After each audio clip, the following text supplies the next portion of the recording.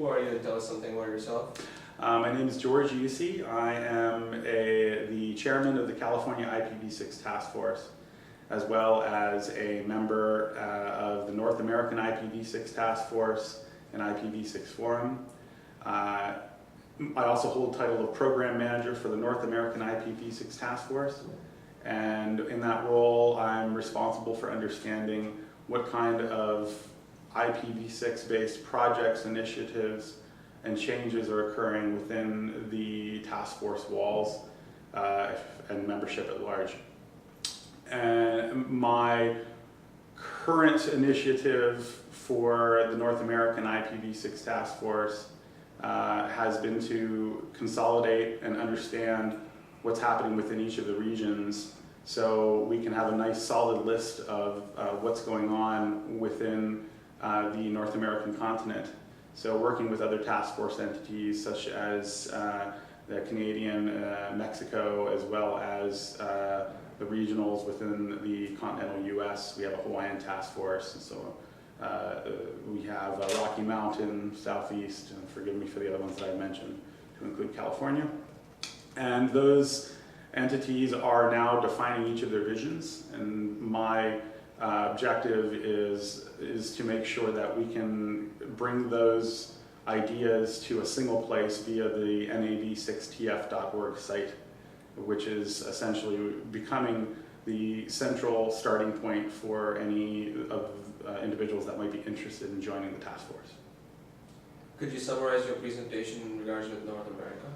Sure can. Our presentation was identifying not only the history of the IPv6 initiative here in North America, but a little bit of a background on the IPv6 forum, explaining some of the different chapters that are launching underneath IPv6 forum, but more importantly, creating that link or reestablishing and creating that link for IPv6 forum and task force initiatives, as we have had some changes since early 2009, and if you want to call it a restructuring of sort, as we take over some of the initiatives that were originally founded by Jim Bound.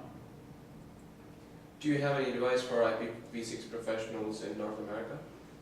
Absolutely.